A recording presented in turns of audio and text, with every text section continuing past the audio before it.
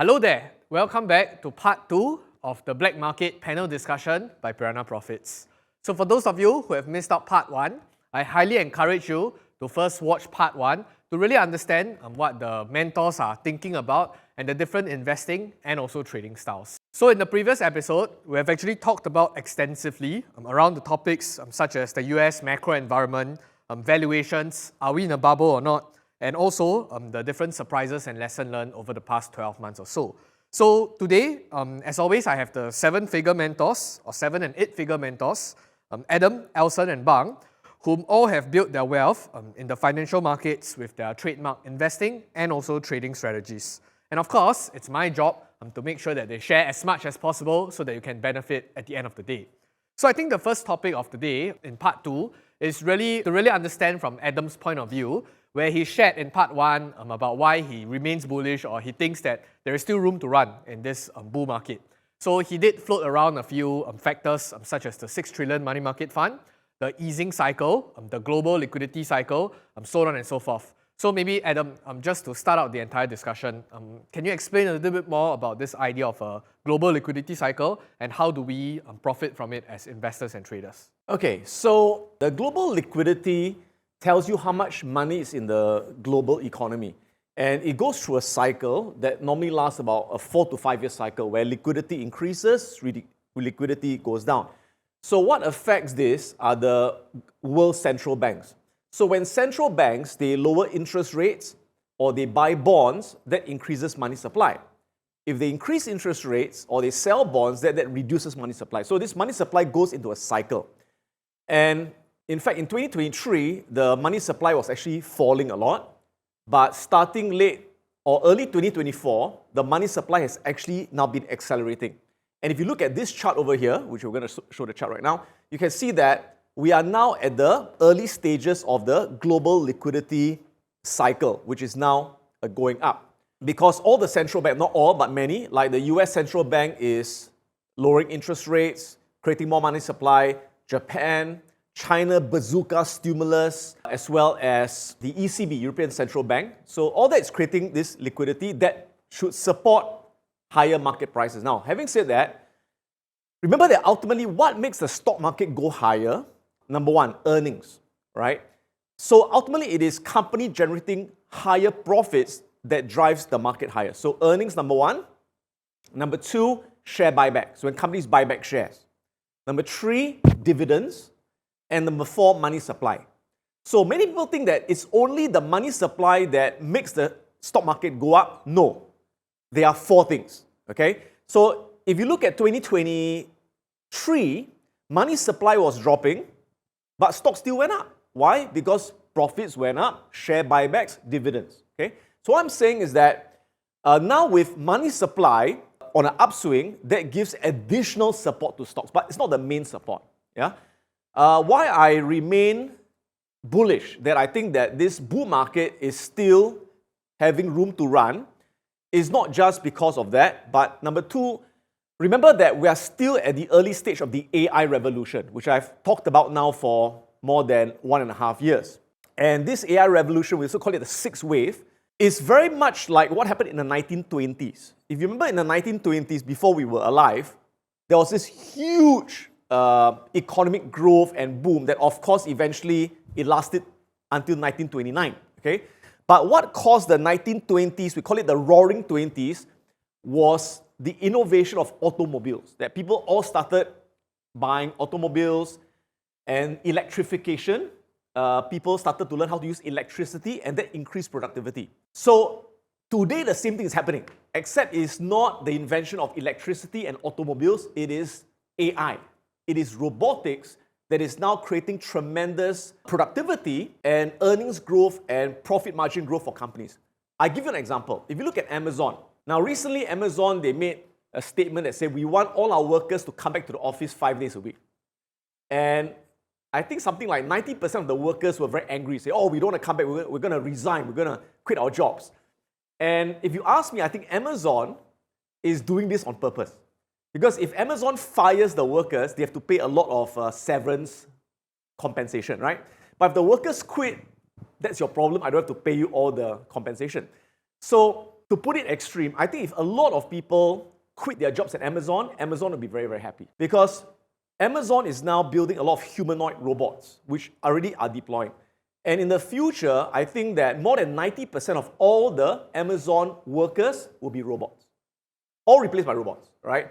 And even the back room and the marketing stuff eventually will be replaced by AI agents as well as robotics.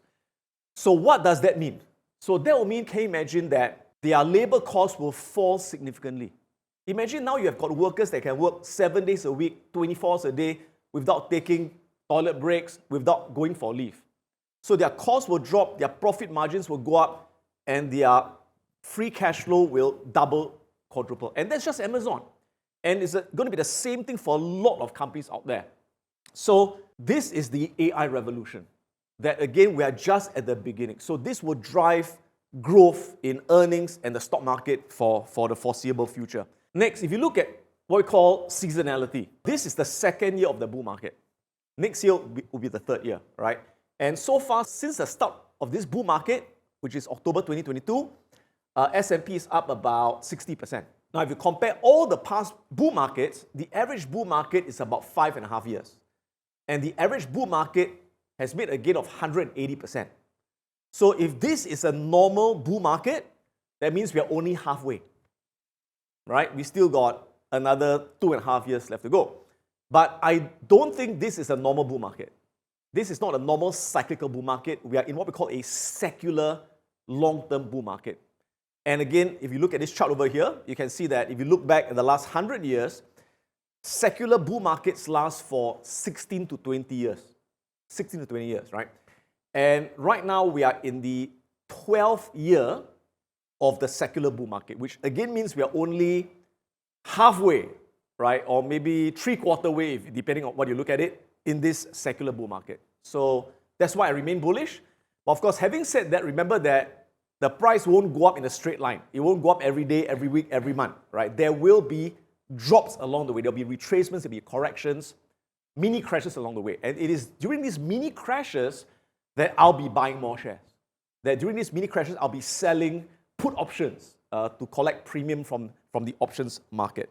Now, next year will be the first year of the new presidential cycle. And is it the most bullish year? No. The most bullish year is actually year 3 of the presidential cycle, which was last year. Year 4, which is the election year, is the second most bullish, which is this year. And year 1, which is next year, will be the third most bullish. So I do expect next year to be bullish, but not as bullish as this year and last year. So I'm looking at maybe a single-digit return next year, with, again, drops along the way that I'll take advantage of. So given this context, right, that you have painted for us, are there any potential pitfalls or anything investors should look out for before investing into the market today? Yeah. So, of course, things can go wrong. And like I mentioned in the first part, I think the one thing that can go wrong is if there's a resurgence of inflation. If inflation comes back, and then the Fed is forced to, oh my God, the Fed is forced to raise interest rates again, short-term rates again, that could cause a big crash in the market. That could cause a big crash. And if that happens, I'll be very happy because I'll get a chance to again buy my high-quality stocks at discounts. I get a chance to sell some put options and create a lot of premium. So when you are an investor that knows how to find and hold on to high-quality stocks, you are not concerned with market crashes. You're not concerned with it. So you know how to take advantage of it. And as long as you take a long-term view, you know that in the short term, prices may drop, but over time, good companies' prices will always go back to new all-time highs. So you take advantage of these drops. You don't be afraid of them. You can never predict exactly when it's going to happen, but you expect it will happen. And when it does happen, you got to take action. Thanks, Adam. So now maybe I'll go over to Bang. So Bang, what are your thoughts around the upcoming global liquidity cycle and how do you intend to take advantage of it? I'm still very bullish on in the future of the US economy, especially I have a strong belief in a basket of strong company like high quality, high performing kind of stocks, the top companies that I keep talking about. And I don't think they will face any immediate major threats in the near term, right? In fact, I have benefited tremendously from the favorite 5 stocks that I mentioned. And I use my DS Hammer tool to get the most out of it. Adam talked about the potential inflation coming back and hence could be a higher interest rate. That works in my favor because, you know, in many of my trades, I collect cash or the premium in advance, and that would earn me more interest, right? So it works in my favor in that context. Now, if you are interested to find out more how I did it, and I will share with you my experience and my lessons, come join me in the next Black Market live webinar. The link is below, and I will share with you more. Okay, thanks, Bang. So what about Elson, yourself? How are you intending to take advantage of this? Right, since we are in a global liquidity environment, right, I'll call it the mother of all long, right? In this kind of scenario, I would want to position more into markets where along the risk premium curve, right, is much higher. For example, the China-Hong Kong market and the crypto market. But I will still be trading US markets. Let's say for the blue chips stocks in the S&P 500, I will still be risking, let's say, 1 to 2% for 2 to 4%, right, as a standard kind of trade. But what will really boost my portfolio, right, I believe for next year is to position myself more on the higher end of the risk premium curve, right, looking out for multi-bagger opportunities in the China-Hong Kong market, in the crypto market as well. So again, if inflation resurges again and the Fed is forced to raise the short-term rates, and if the long-term rate, which is the 10-year Treasury bond yield, keeps going up, then which stocks will be most affected? It will be the companies that have a lot of debt on the balance sheets. So REITs will come back crashing down. Okay, cyclicals like autos, like other industrial stocks like shipping, real estate, banks. These are the ones that would get hit hardest if the long-term rate goes up. The other thing that get hit will be small caps. Okay, so if you are afraid of that happening, then you want to make sure that most of your portfolio has got stocks that are immune to high interest rates. So what are these stocks? These are the stocks where they got very little debt and a lot of cash on the balance sheet. So a good example is Meta Platforms that owns Facebook and WhatsApp. So companies like Meta, like Google, like Microsoft, not only are they immune to high interest rates actually benefit them because they got so much cash that when interest rates are very high, they earn so much interest income on their cash that is more than the interest expense on their debt, which is negligible. Okay? So it's not to say that in my portfolio, I don't own certain companies with higher debt levels. I do, right? Like I own REITs and all that as well. But the majority of the stocks in my portfolio are immune to high interest rates. So the whole thing is always about diversification. Have enough to be immune. So if rates come back up, inflation comes back up, your portfolio is well buffered. Actually, based on the sharing just now by Elson, right, I suddenly had this question. Because Elson is trying to position himself to take advantage of the greater liquidity and move higher on the risk spectrum. So Adam, I just wanted to ask you, are you also interested in maybe adding more speculative plays or gaining more exposure to those that maybe benefit in that specific scenario that you painted? So my style is not so much in speculative stocks. It's just not my style, okay? But I do enter speculative stocks once in a while. But to me, when I enter it, it's not so much of the macro reason I enter, like liquidity. I always enter because of the fundamental of the company, which I think there's a big fundamental growth. A good example is Palantir, right? So I've been invested in Palantir now for, I think, 3 years, and I continue to hold Palantir, although it looks quite expensive, right? It's not cheap, it's very expensive, but I'm still holding it because I think Palantir, they've got a very unique AI software offering that could potentially have a huge growth runway. Another example of a stock which I entered recently is Celsius, which is, again, it's more speculative stock because it's a smaller company. It's not really a large cap company. But I think there's a lot of potential because it's only beginning its international expansion. So yeah, I do have some speculative companies, but it's more based on the fundamentals. And the liquidity will only be a bonus of it going up. Thanks, everyone, for sharing. So moving on, I think we're going to talk a little bit more in terms of the opportunities that you see. Because we have been going on about lessons learned, what you have done, your biggest wins and your expectations and what surprises came about in 2024. So I think turning the chapter over, so moving into 2025, I think we just wanted to maybe give a teaser to our audience to really understand what specific opportunities they should keep a lookout for on their watch list and maybe how they should position their portfolio moving forward. So to get the ball rolling, maybe Bang going to share a little bit on what are the specific areas that you are looking out for in 2025? Well, I have done well with my Fab 5 stocks and with the strategies that I've been using in 2024.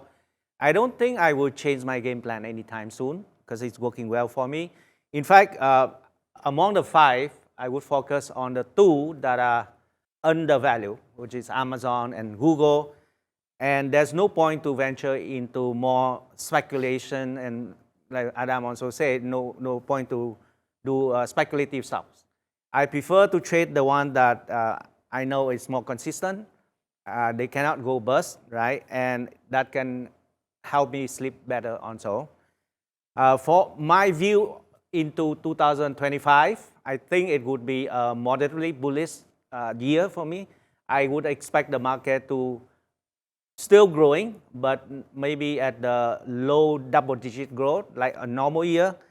And I will continue to focus on the companies that will do well regardless of the interest rate environment, right? The companies that have very strong balance sheet, and especially for those stocks that have a good option liquidities, very good juicy premium for me to collect, and also it easy for me to construct different option trades to get the most out of the market conditions, whatever it is, right?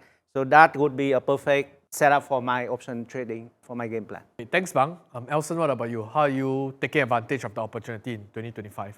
I think the window opportunity to establish good position with good risk reward, right, is from now until end of the year and latest first half of next year. So I'll be looking at using the Pham price action manipulation bullish strategy. One of them, which I'm going to cover in my live trading event, which is one of my favorite, very potent strategy called the bullish force strike. And among others, there are others that I cover in my Pham course, like DR1, DR2, UC1, UC2 for uptrend continuation setup as well.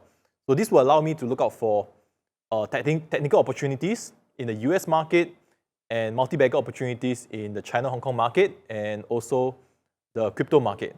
And as I mentioned, I'll be looking at mainly for swing trading the weekly chart and the monthly chart. And it doesn't mean that their feedback will be long. Once you get in the good price with good risk reward, the potential could be huge, right? It could actually multi-bag by the first half of next year.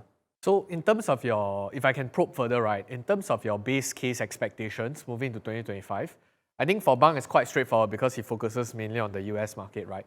Maybe we'll explain a little bit more on your expectations for both the China and the crypto. Maybe we'll talk about the China-Hong Kong market first on.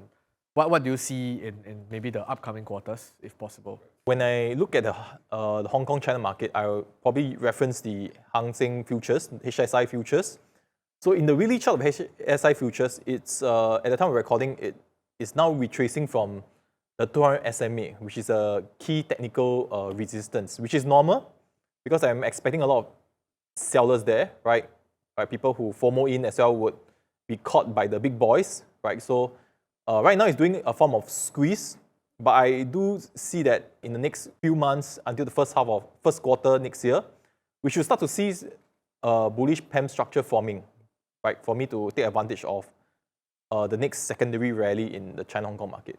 Then maybe specific to that, will you be positioning more towards like those that you were talking about, like those fundamentally maybe price to book less than 1, or will you focus more on those that have greater volume and maybe a bit more speculative in that nature? How would you divide that? But that's a very good question.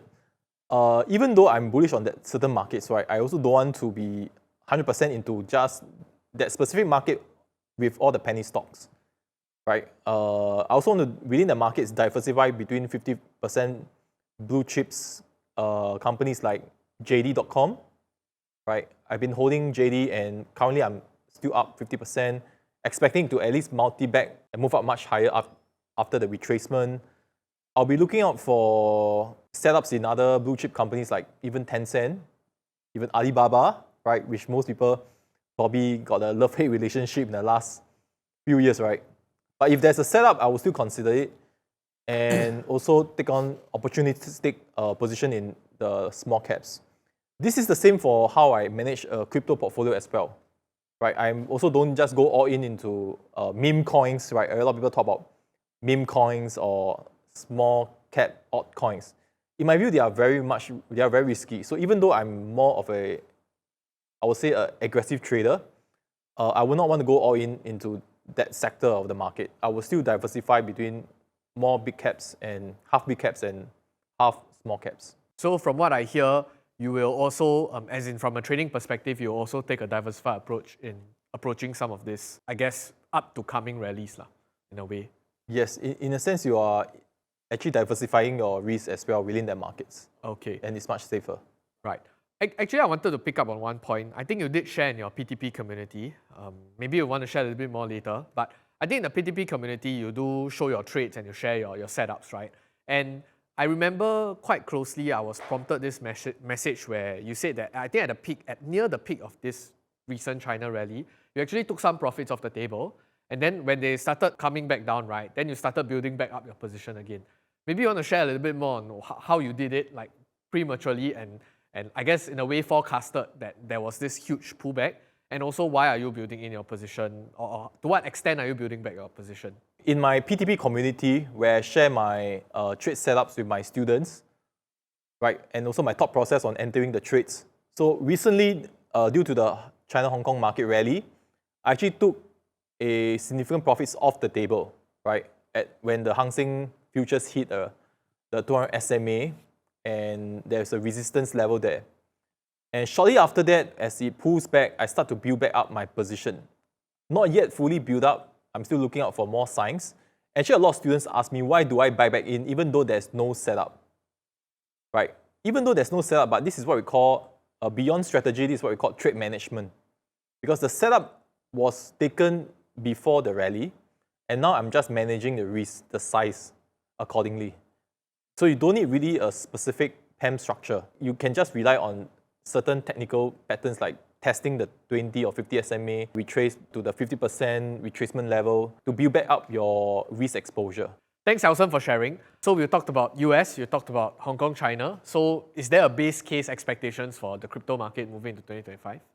Moving on to 2025, I do see that at the time we're recording now, I think Bitcoin is starting to break the 70K mark. I think first half of next year, we should start to see inch towards 80, 90,000. And this is the time to actually, instead of buying into, position more into the blue chips crypto, start to look out for setups in the altcoins. As I mentioned, as Bitcoin dominance goes up, the odds will bleed. But when they're bleeding, they will start to form bullish structures.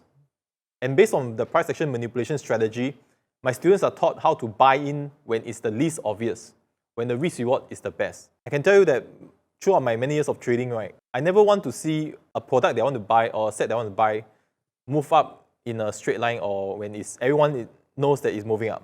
That's usually the worst time to buy. So I guess the most important is to get in before everyone can see that it's going up. Okay, so on that same note, I would also presume that you will also have maybe a 50-50 kind of split between the blue chip in crypto and the alternative coins right now as well. Yes. Yeah, for example, like 50% of my portfolio right now is positioned in Bitcoin, Ethereum, and even XRP, which my community of students know, right? And the other 50% is in certain altcoins. Okay, thanks, Alson, for sharing. So right now, of course, let's get to the juiciest part, which is Adam. So what are the opportunities that you see in 2025? So like I said, I do expect 2025 to be bullish, but not as bullish as the last 2 years. And so from my investment portfolio, again, I continue to add to my existing positions. So I always tell my students that the priority is to add more to your existing than to buy new ones, unless the new one is so compelling that it's so much stronger than the existing. All right, so I will be looking to add to my existing positions. And if you look at my portfolio, again, the majority of my existing positions are in the AI-related stocks, but the high-quality ones. Again, there are many low-quality AI stocks. I don't touch those. I touch the high-quality AI ones. And among these, some of them are already a bit too expensive. So I'm hoping that they could drop in the next few months. Again, I don't know when, but I'm hoping they could drop so I can accumulate more. Example would be NVIDIA. Right? I'm hoping NVIDIA could drop back down, Palantir could drop back down so I can add more of that. Then there are some of them that have really dropped, but not dropped as much. So Amazon, Google, for example, I think they are undervalued, but I'm still not adding because I already have a lot of them and I want them to drop more. Okay, so for these ones, what I do is I sell put options. I sell cash secured put options at a much lower level to collect premium. It's like being paid to wait for the stock to drop. So if the stock drops, I get assigned the shares. If the stock doesn't drop, I don't get the shares, but I get free money. All right? So, and then there are some that have dropped quite a bit already, like ASML. So ASML is a high quality AI stock that because of some short-term bad news that they have, because of increase in inventory, some cancellations by Intel and Samsung, the share price drop is now undervalued. So there are stocks like ASML that are in buyable zones right now. So again, majority of my portfolio will be AI related. Now, having said that, there are some non-AI stocks that I think are high quality, that I think are attractive, that I've been building. So example, Lululemon and Ulta Beauty, yeah, and they are already above my purchase cost, but I think they still have quite a long room to run. So there are quite a number of consumer discretionary stocks that are now attractive. So like Lululemon, Ulta Beauty, LVMH or Louis Vuitton, that are still attractive and they are beginning to rebound back. Then healthcare. So there are some good healthcare stocks that got sold off recently. Again, all kinds of short-term bad news like your Elevance Health, your MedPace, your Thermo Fisher. So those, I would also see an opportunity to build. So it's always good to have that diversification.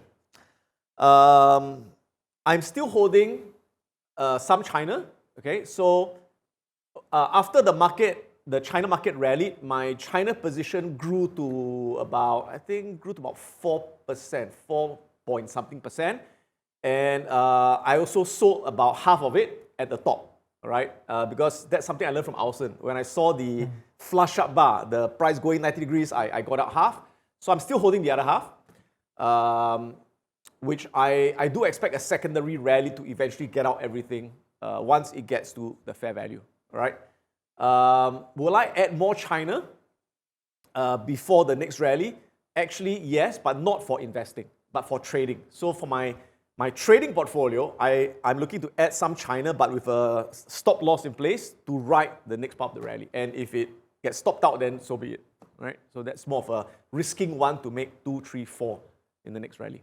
Right. I think also, at least over the last 2 years, the basket of those interest rate sensitive companies, like for example your REITs, your small cap, I think the Russell 2000 hasn't been doing very well as well. So I think quite a lot of people, at least the understanding is that maybe if the rates are coming down, everything is coming down, it would benefit companies like the REITs companies and the small caps.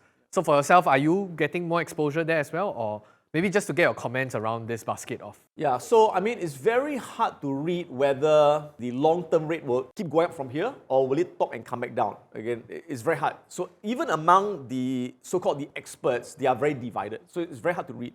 Now for me, I have a dividend portfolio where I hold the Singapore banks and the Singapore REITs. And to me, that is a long-term portfolio. That's not something I want to sell because I'm collecting very good dividends every year. And I think that, if you ask me, REITs have already bottomed. Okay? But they will not go up in a straight line. So they went up a lot, then they retraced, went up a lot, retraced. So every time there's a retracement, I use it as an opportunity to add more to my portfolio because the ultimate aim in that is to collect annual dividends. For small caps, I got a very small position using the small cap ETF. I've got, I think, only a 1.5% position. So yeah, it's above water, but of course it has not jumped as much as my other stocks. But that again, I'm holding for the longer term. So I hope that the general sharing from the different mentors give you some sort of a flavor and expectations on what they are currently looking at and maybe some potential things that you can add to your watch list as well. So I think just moving on, the final wrap up or a summary, right? Alson, maybe you want to share a little bit about your trading game plan for 2025. All right, so my game plan for 2025 is really to look out for this kind of multi-bagger opportunities, right? So how do I do it is I will be using my screener, right? So I have scripts. Scripts are formulas that you put into your trading platform, like for example, TC2000 and Think or Swim, and then auto run to get the search result out for potential setups.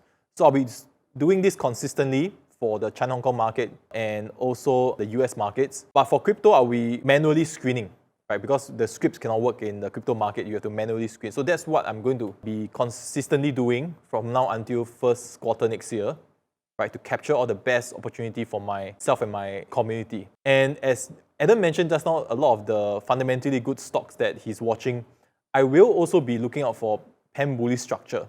In fact, a lot of my students are also Adam's and Bang's students, and a lot of times they share potential setups that's Pham's structure that's based on their sharing as well. So if I see any good setups, they are stocks that are fundamentally good and have a Pham bullish structure, I will also be taking them and to ride the wave next year as well. So in my upcoming Black Market webinar, I'll be sharing with you guys how I identify the market manipulation and how do you use this thing called the bear trap pattern, which is the most generic form of market manipulation to avoid the fake out being conducted by the big boys, the market makers, right? And this will help you guys to enter into a trade, for example, looking out for multi-bagger opportunities and price level where you have the best risk reward. And I'll share with you guys some examples of how I actually take profit on some of the multi-bagger setups that I've done before as well. Okay, thanks, Elson. So, Bang, what about yourself? Trading game plan for 2025? Okay, so I mentioned earlier that my view of the market go into 2025 also, that the market will continue to be growing, so moderately bullish kind of market. And boy, that will be a very good market condition that I love because I have so many option trading strategies in my toolbox that can be used to take advantage of this market condition. And in my upcoming webinar, I will share with you one of my most profitable strategies that fits into that moderately bullish environment. The one that has been proven and have generated 250,000 US dollar profits from these strategies alone. So you want to know more about that, just join in, use the link below and I will share with you a lot more. Okay, thanks, Bang. Last but not least, Adam, trading or investing game plan in 2025 and maybe just a summary. So you see, with the markets in a strong bull run and many things at a new all-time high, a lot of investors get confused, like, so what do I buy? There's so many things, what do I buy? And the trouble with a lot of people is that it's like they swing at everything. They swing at every ball that they see and they end up missing a lot of them. So we've got to be very, very careful because, a lot of things are going up, but I would say 99% are not sustainable. Okay? A lot of them are not sustainable because some of them could be companies that are not making money, they're unprofitable, they're speculative, they're hyped up, they're overpriced, and these are the ones that if you chase, is going to drop and never come back and you're going to be badly burned. Okay? So you got to know how to filter out all those and only focus on that 1% of companies that are actually making money. They are making consistent profits and the profits are supporting the stock price. And you only want to enter when the price retraces to a good support level when it's undervalued. So in my webinar, in my investing webinar, I'll share with you what is my checklist, what is my criteria to identify these highest quality, safest stocks where the share price will be sustainable over the long term. So that even if it drops in the short term, you don't have the stress, you don't have the worry. You know that if you keep holding them, you will keep compounding in value. So that's for the investing part of it. And for the trading part of it, most of my trades, as you know, are options.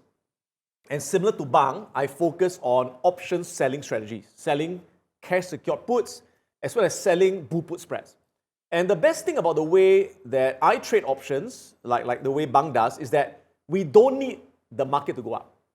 Right? In fact, even if the market goes sideways for 1 year, even if the market goes down, okay, but of course not too much, right? Our options are very, very profitable because we make money from what we call time decay and from the drop in volatility. So that's a very good hedge to my investment portfolio. So even if 2025 market goes sideways for 1 year, we will still make a lot of money from the options selling strategies. So I hope you guys benefited immensely from the insightful sharing from our three mentors. And just to maybe do a quick sum up on my end, I think for Adam himself, he actually focuses, I think a majority of his capital is in investing in the top 1% high quality companies, building a diversified portfolio. At the same time, be able to generate incremental profits and also income over month after month sustainably. So that's how he basically beat the market over the last 5 years or so. Moving on to Bang, I think Bang focuses mainly on options trading in the US market. He don't have to complicate things. You don't need to go into different market conditions. Just focus on the US, be able to squeeze out more profits than just index investing, for example. And last but not least, we have Alson. He focused on his proprietary price action manipulation strategy, where he looked for setups and he always hunt for multi-bagger opportunities and be able to profit from those multi-baggers. So I think regardless of what approach or what investing trading style that you do, I think as long as you are able to master it, you are good at your craft, you will definitely be able to profit heavily. So this is the last public service announcement. If you want to join us at our Black Market live online event, click in the link in the description below and grab your free tickets. So spots are limited and we'll see you at the Black Market. So this is CK, I'm signing off from Piranha Profits, and till next time, keep winning.